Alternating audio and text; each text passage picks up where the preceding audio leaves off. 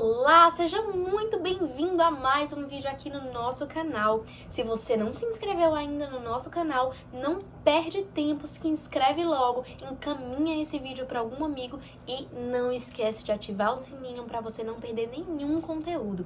Bom, hoje nós falaremos sobre o filme Starving in Suburbia. Esse é o nosso quadro Psicologia e Pipoca. Eu espero que tu já tenhas assistido esse vídeo. Se você não assistiu, não se preocupa que eu vou te dar um resumo do que acontece nesse filme.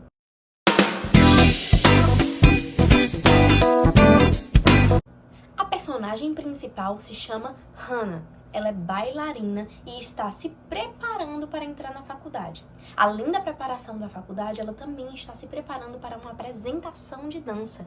Bom, e nós sabemos, por exemplo, que as bailarinas elas estão no grupo de risco em pacientes para anorexia nervosa. Quando nós falamos sobre anorexia nervosa, nós estamos falando sobre mudanças de hábitos alimentares voltadas no controle alimentar para perda de peso. Então, quando a gente vai falar um pouquinho sobre a história de Hannah, ela apresenta em todo o seu desenvolvimento um autocontrole muito significativo. E quando a gente fala sobre a alimentação de Hannah, é extremamente controlada e vem cada vez ficando mais restritiva, em especial no momento em que ela decide, por exemplo, fazer esse ensaio, fazer realmente essa competição solo, e que ela começa a enxergar o próprio corpo de uma forma diferente da realidade. A distorção de imagem corporal é muito presente na vida de Hannah, no qual ela fica querendo cada vez perder mais peso. Para ela nunca tá bom o suficiente aquele peso que ela tem se encontrado. Isso é uma característica muito nítida na anorexia nervosa. Existe um termo alemão chamado Magersucht e significa realmente perda de apetite. Mas quando a gente fala sobre a anorexia nervosa, não existe inicialmente essa perda de apetite. As pessoas intencionalmente fazem dietas extremamente rígidas, excluem vários grupos alimentares específicos, têm esse medo do engordar, medo de alguns alimentos, porém não é que não sentem fome. Inicialmente elas sentem muita fome, mas acabam negando a própria fome.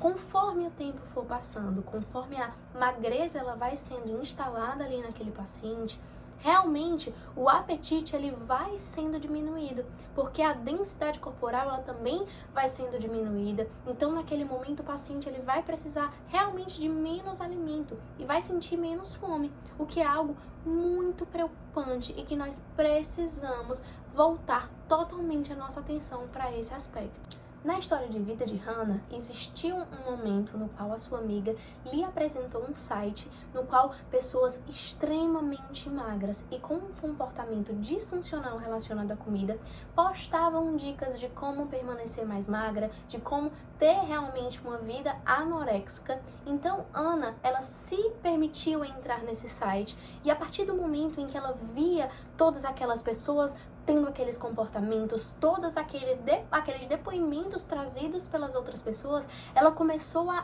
botar na vida dela e enxergar aqueles depoimentos como uma verdade absoluta e aquilo que ela queria seguir.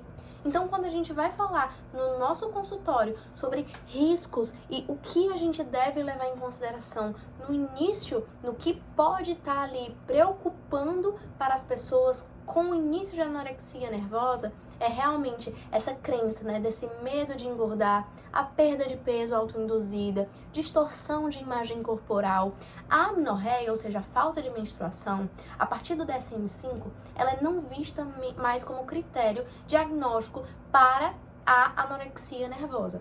Porém, é um ponto no qual a gente precisa estar muito atento, porque no momento em que a alimentação ela é excluída completamente da vida do sujeito, ou ela existe assim do nada uma mudança brusca nesse comportamento alimentar, é natural que as questões hormonais e tudo isso acabam influenciando negativamente na vida da pessoa. Então, todas essas questões merecem ser trabalhadas também em terapia. Sobre a prevalência da anorexia nervosa, é de 0,5 a 1% de toda a população mundial. Acomete 0,3 a 2,6% das mulheres e 0,2 a 0,3% dos homens ao longo da vida. E é um ponto em que a gente precisa levar em consideração que muitas vezes a gente acaba excluindo a população masculina dos distúrbios alimentares. Porém, vem se apresentado crescentemente esse número de homens com transtornos alimentares, em especial a anorexia nervosa. A idade de pico do transtorno é 16 anos. 85% dos casos ocorre entre 13 a 20 anos de idade. Um ponto muito importante que nós devemos levar em consideração é que a causa de um transtorno alimentar ela é multifatorial. Existem aspectos predisponentes, precipitantes e mantenedores. Mas, em especial, falando um pouquinho sobre o surgimento do transtorno alimentar, existe uma frase que ela é muito utilizada por nós que trabalhamos com transtorno alimentar. Nem toda dieta, ela causa um transtorno alimentar. Porém, todo transtorno alimentar, ele surge a partir de uma dieta.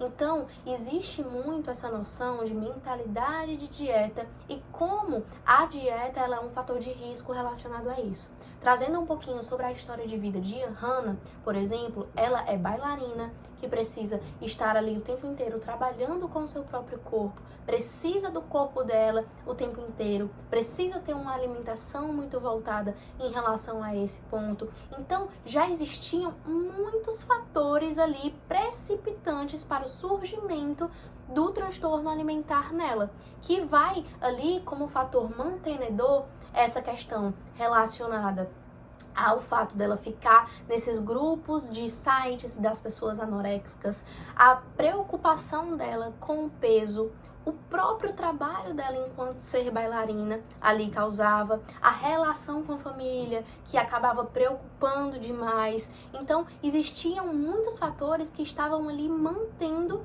o transtorno alimentar. E sobre esses 3 pontos que eu trouxe para vocês, esses predisponentes, precipitantes e mantenedores, quais são as diferenças disso? Por exemplo, quando a gente fala sobre transtornos alimentares, nós sabemos que existem alguns fatores predisponentes. A história de vida, a genética, a hereditariedade, alguns fatores que podem vir realmente a influenciar no surgimento de um transtorno alimentar.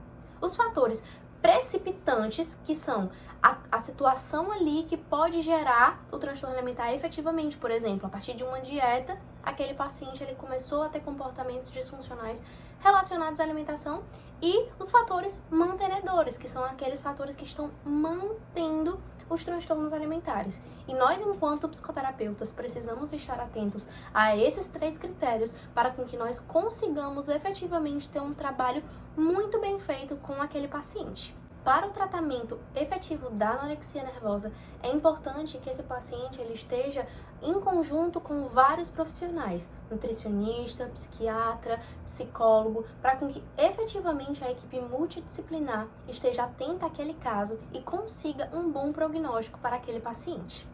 Alguns dos objetivos principais do tratamento com pacientes com anorexia nervosa é a recuperação cognitiva, volitiva, afetiva, o medo intenso de engordar, a percepção de imagem corporal, a melhora da autoestima daquele paciente. Então, todos esses aspectos precisam ser trabalhados com essa equipe multidisciplinar, cada um dos profissionais com a sua devida função, mas que efetivamente consigam ter um bom tratamento em conjunto, sempre visando o maior bem-estar e a maior qualidade de vida daquele paciente. Se você ainda não assistiu esse filme, eu te convido a efetivamente assisti-lo e conhecer um pouco mais sobre a história de Hannah. Aqui nesse vídeo, nós conseguimos entender um pouquinho sobre como os transtornos alimentares eles podem aparecer na vida de alguém, utilizando o filme Starving in Suburbia, que é de 2014. Então, te convido a assistir, te convido também a compartilhar esse conteúdo com algum colega que vai gostar e estamos juntos, conta comigo e vamos para o próximo vídeo. Um beijo bem grande, até a próxima!